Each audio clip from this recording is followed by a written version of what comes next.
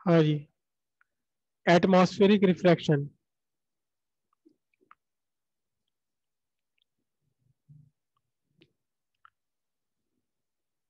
जो हमारा एटमॉस्फेयर है वो यूनिफॉर्म नहीं है।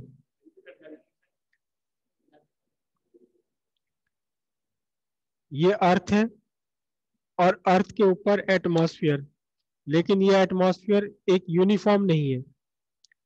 यूनिफॉर्म नहीं है अर्थ का एटमॉस्फेयर, बल्कि नॉन यूनिफॉर्म है,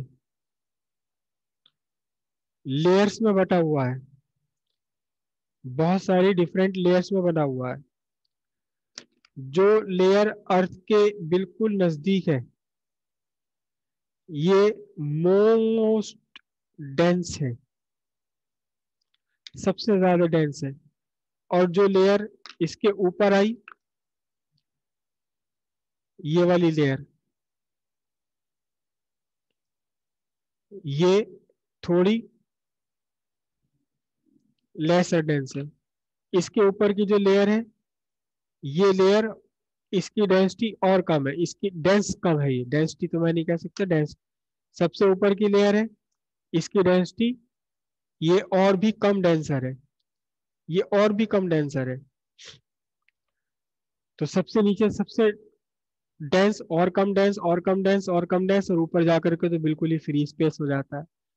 तो जब लाइट रेस का यहाँ रिफ्रैक्शन होता है, अर्थ, जब अर्थ पर लाइट रे आती कहीं बाहर से, कहीं बाहर से जब लाइट रे आती अर्थ पर,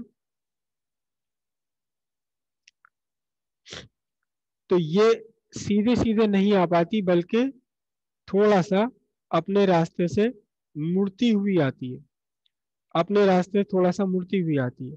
यहाँ कहीं से बाहर से एक लाइट रे एंटर करी, अब ये रेयर से डेंसर में जा रही है, तो जो इसका रास्ता था उस पर ना जाके थोड़ी सी अंदर को खिसक गई। कैसे? कि ये angle of incidence larger, angle of refraction छोटा। फिर अगली लेयर पर पहुंची है तो थोड़ा सा और झुक गई। फिर अगली लेयर पर पहुंची है तो थोड़ा सा क्या हुआ, और झुक गई। और यहाँ लेयर पर पहुंची है तो और ज्यादा, और थोड़ी सी झुक गई। कुल मिलाकर लाइट का रास्ता स्ट्रेट लाइन ना होकर के क्या होता है, एक कर्व्ड पाथ होता है। स्ट्रेट लाइन ना होकर के एक घूमती हुई लाइन होती, घूमता हुआ पाथ होता है।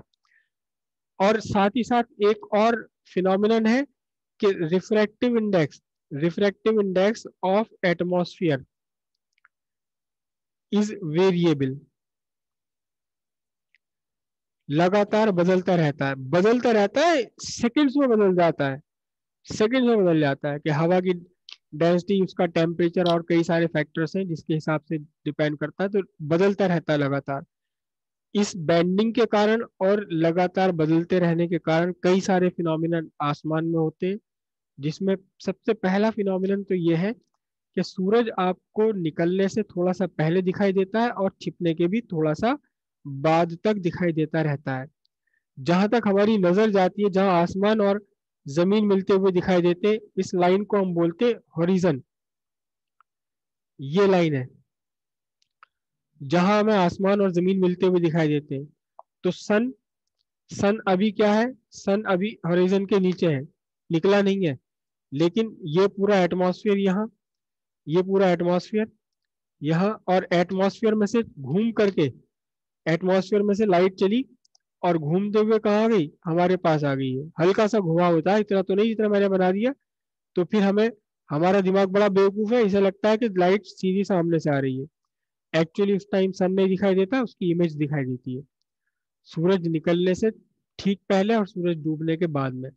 इसी कारण से ये क्वेश्चन एग्जाम में आ चुका है कि sun appear before actual sunrise and sun sun appear just after sunset. सूरज निकलने से पहले भी दिखाई देता रहता है सूरज थोड़ी देर तक, और सूरज डूबने के बाद भी दिखाई दे रहा था। तो दो जो दिखाई देता है वो एक्चुअली सन की इमेज दिखाई देती, सन नहीं होता वो। क्यों? क्योंकि एटमॉस्फेयर में लाइट घूमकर हमारे पास आ गई। वैसे तो अगर स्ट्रेट लाइन चलती, यहाँ से स्ट्रेट लाइन चलती तो यहाँ रास्ते में आ जाती है, अर्थ से ही हम तक नहीं पहुंचती, लेकिन घूम कर आ गई। हमारे ब्रेन ने समझा सीधी सीधी आ रही है, तो हमें सन ना दिखाई देकर उसकी इमेज दिखाई देती है। और यही रीजन होता है कि स्टार्स आपके ट्विंकलिंग करते हैं, ये कोई एक स्टार है, स्टार से लाइट पहुंचती है हमारे पास, लेकिन वो स्टार से लाइट पहुंचती है तो एक बड़े एटमॉस्फेयर में से गुजर कर पहुंचती है। अब ये एटमॉस्फेयर का यहाँ का रिफ्रैक्टिव इंडेक्स बार बार बदलता रहता है, सेकंड में बदल जाता है, फ्रैक्शन ऑफ सेकंड में बदल जाता है। तो कभी तो लाइट ज्यादा घूमती, कभी कम घूमती, यानी कि जो स्टार ना दिखाई दे के एक्चुअली हमें स्टार की इमेज दिखाई दे रही है, एस डैश। और ये एस डैश की पोजीशन लगातार बदलती रहती है। इस एस डैश की पोजीशन लगातार बदलते रहने से हमें ट्विंकलिंग इफेक्ट दिखाई देता है। अगर आप मून पर चले जाएंगे, चंद्रमा पर चले जाएंगे, तो वहां आपको स्टार्स कोई भी ट्विंकल करता हुआ दिखाई नहीं देगा, क्योंकि वहां एटमॉस्फेयर नहीं है। वहां सूरज आपको दिखाई देगा ठीक उस समय जब सूरज सन होरिजन के ऊपर आ गया, यानी वह सुबह और शाम का टाइम नहीं मिलेगा आपको। ये समय वो होता है कि जब सूरज तो नहीं निकला लेकिन उजाला आपको दिखाई देगा, क्योंकि सन की लाइट घूम फिर कर आपके पास पहुंच गई एटमॉस्फेयर से। अगर आप चांद पर खड़े हो जाए, तो चांद पर आपका जो डे है, स्टार्ट ऑफ डे है, मॉर्निंग है, वो एकदम अचानक हो जाएगा। एब्रप्ट वर्ड क्वेश्चन आ चुका है, क्वेश्चन में वर्ड आ चुका है, the sunrise and the sunset are अब एब्रप्ट, अचानक, अचानक सूरज निकल जाता है, अचानक सूरज डूब जाता है। मतलब या तो आप बिल्कुल धूप में खड़े होंगे सूरज जब आपके सामने है, या फिर बिल्कुल एकदम डार्क एब्सोल्यूट अंधेरे में होंगे। सुबह या शाम का जो समय है जब हल्का सा उजाला होता है और सूरज भी नहीं है, वो चांद पर आपको नहीं मिलेगा, क्योंकि वहां एटमॉस्फेयर नहीं है। लाइट केवल तभी आप तक पहुंचेगी जब सन होरिजन के ऊपर आ जाएगा।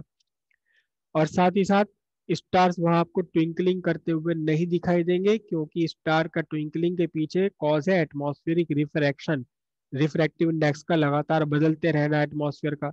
लेकिन वहां ना एटमॉस्फेयर है ना रिफ्रैक्टिव इंडेक्स है, तो आपको तारे दिन में भी वहाँ तारे दिखाई देते हैं, क्योंकि एटमॉस्फेयर नहीं है, और वो तारे बिल्कुल एक साथ ब्राइट चमकीले दिखाई देंगे, वो जलते बुझते ट्विंकलिंग करते हुए नहीं दिखाई देंगे। एग्जाम में आए हुए क्वेश्चन है सारे ये। एक और क्वेश्चन आ चुका है, एक क्वेश्चन आ चुका है कि अगर आप मून पर चले जाएं, मून पर अगर आप चले जाएं, मून पर चले जाएं, तो जो स्काई है, sky is black even in day. Day का मतलब क्या होता है? डे का मतलब होता है, दिन का मतलब वो होता है जब सूरज हमारे सामने है।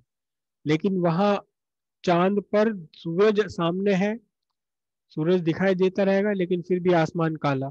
आसमान इसलिए काला क्योंकि वहां पर एटमॉस्फेयर नहीं है। एटमॉस्फेयर ये एक्चुअली हमें आसमान दिखाई दे रहा है, ये दिखाई दे रहा है एटमॉस्फेयर।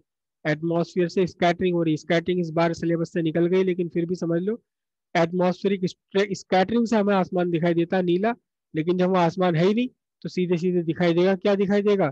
सीधा आपको स्पेस दिखाई देगा, बिल्कुल ब्लैक। तो जब चाहे रात हो या दिन हो, आसमान चांद पर से दिखाई देगा काला ही काला। और सुबह शाम का वह समय नहीं होता, या तो सूरज एकदम निकल जाता है, एकदम एकदम धूप में आ जाएंगे, या फिर एकदम अंधेरी रात में आप आ जाएंगे। ठीक है, सब ये सब एग्जाम में ही पूछे हुए क्वेश्चन है।